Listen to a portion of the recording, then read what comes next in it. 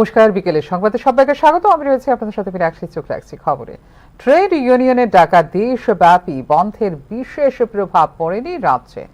এই ক্ষেত্রে রাজ্য সরকারের জারি করা সার্কুলারের কারণে যথারীতি চলছে অফিস আদালত।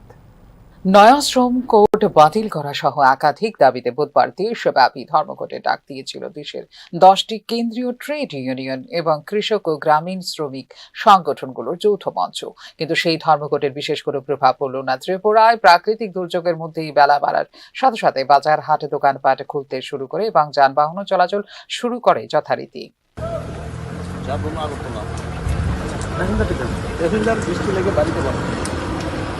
না হলে তো প্রচণ্ড বৃষ্টি দেয়, কালকে একটু বৃষ্টি লেগে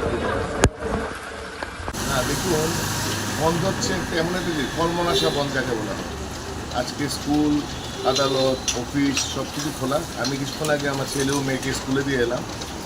তো বন্ধ জিনিসটা হচ্ছে আমাদের আগত সমাজে যে 8 বছর আগে যারা দেখেছি, অভিশপ্ত শব্দ ছিল, ঠিকই বললেন আপনি, এটা তো অভিশপ্ত শব্দ ছিল।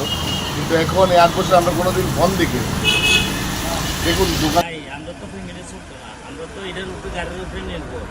ফ্যামিলি যদি চলতো না, আমরা আইসি রাস্তাতে এমনি কোনো সমস্যা হচ্ছে না। প্যাসেঞ্জারটা একটু কম কষ্ট করে আইসি, বৃষ্টিও পছন্দ করতে আছে, এমনি আমরা আয়া বসছি।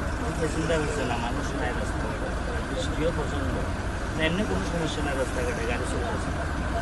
যদি আজকে বদ্ধ থাকতো না খাইয়া মতো লাগতো, বৃষ্টির ভিতরে বাড়ি করে থাকতে লাগতো না। আইসি দেখিয়ে তো যায়, ভাতটা তো খাইতে পারবো অন্তত। যে কোনো একটা কিছুতে বন্ধ তো আর সলিউশন নেই। বন্ধ কি কোনো সলিউশন? বন্ধ তো সবাই লোকসান, দেশের লোকসান, দশের লোকসান, সবাই লোকসান হয়। বন্ধটা তো এটা মানা যায় না, কারণ এটা ভারত বন্ধের ডাক দিয়েছিল all India trade union Congress, Indian national trade union Congress, centre of Indian trade unions, Hind মজদুর সভা, self employed women's association, labour progressive federation, United trade union Congress সহ আরও অনেক সংগঠন। বন্ধ সমর্থনকারী সংগঠনগুলোর মধ্যে ছিল সংযুক্ত কিষাণ মোর্চা, রেলওয়ে, এনএমডিসি লিমিটেড, স্টিল শিল্পের শ্রমিক সংগঠন ও গ্রামীণ শ্রমিক সংগঠনগুলো। তবে সরকারের সার্কুলার থাকার কারণে যথারীতি অফিস আদালতে উপস্থিত থাকতে হয়েছে বলে প্রতিক্রিয়া অনেকের। কাস্টমার দোকান যখন খোলা থাকে মানুষের নিত্য প্রয়োজনীয় জিনিস কেনার জন্য, দোকান যখন খোলা এই জন্য আসে আর কি, দেখি একটা কিছু পাই কি। আপনাকে বন্ধকে সমর্থন করেন না, অ্যাকচুয়ালি যদি গভর্নমেন্ট কোনো সার্কুলার থাকতো যে এখন বন্ধ মানতে হবে বা অফিস আদালত বন্ধ, এই ধরনের গভর্নমেন্ট কোনো সার্কুলার দেয়নি। এদিকে বন্ধের বিরোধিতা করে সকাল থেকে পিকেটিং করে শাসক দল বিজেপি।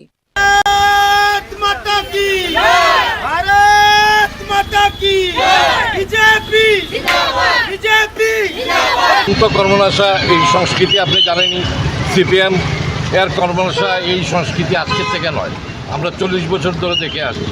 মধ্যে কংগ্রেসের ছিল, কিন্তু ইদানিং এখানে আসায়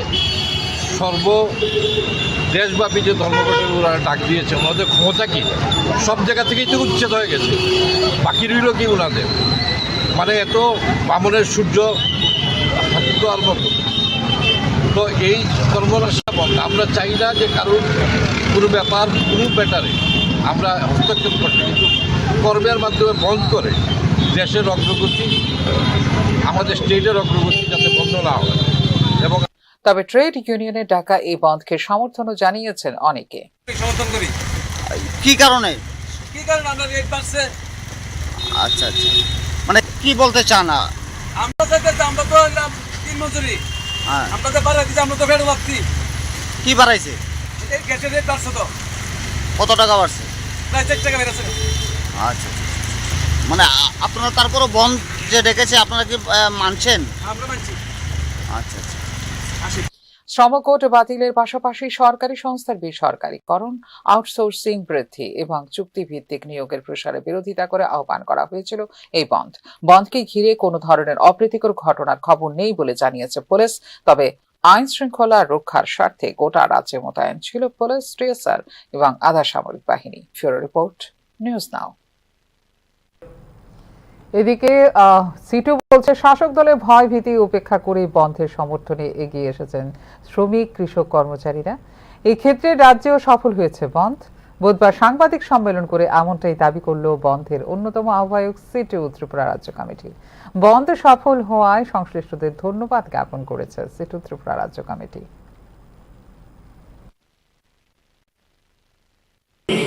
হুমকি ধমকি, দৈহিক আক্রমণ, পুলিশের নানা ধরনের বাধা বিপত্তি গত এক মাস যাবৎ যা করেছেন, এগুলিকে উপেক্ষা করে আমরা মনে করি সারা রাজ্যে জনগণ বন্ধে প্রায় সর্বাত্মক সাড়া দিয়েছে।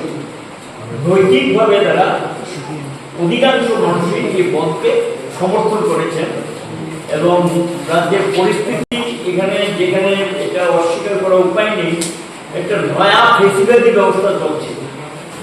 এখানে দৈহিক নির্যাতন, রক্তক্ষয়, আক্রমণ, এর অবস্থার মধ্যে দাঁড়িয়ে যেভাবে সারা দিয়েছে, যেমন ট্রান্সপোর্ট একটা বড় ক্ষেত্র, গোটা রাজ্যে 80% উপর গাড়ি বন্ধ, বাকি যেগুলো এনেছেন বাধ্য করেছে, আসেননি কেন মারপিট করেছে বর্তমানে, এবং তারপরেও গাড়ি ছেড়েছে, সেই ড্রাইভার ফোন করে বলছে। ভূমিধস এবং বন্যা মোকাবিলা বিষয়ে মেগা মহড়া অনুষ্ঠিত হল পশ্চিম ত্রিপুরা জেলায়। এদিন আগরতলার মোট 13টি স্থানে আয়োজিত হয় এই মহড়া। বুধবার প্রাকৃতিক বিপর্যয় অর্থাৎ ভূমিধস বা বন্যা মোকাবিলা বিষয়ে মেগা মহড়া অনুষ্ঠিত হল রাজ্যে।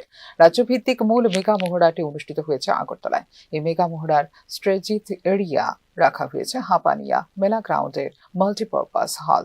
এখানে সকাল 7:30টার মধ্যে জমায়েত হয়েছেন জেলা প্রশাসন, অগ্নি নির্বাপক ও জরুরি পরিষেবা, পূর্ত, স্বাস্থ্য, প্রাণী সম্পদ, মৎস্য, police, BSF, CRPF, Assam rifles, military, NDRF প্রভৃতি বাহিনীর জওয়ান ও পদস্থ আধিকারিকরা।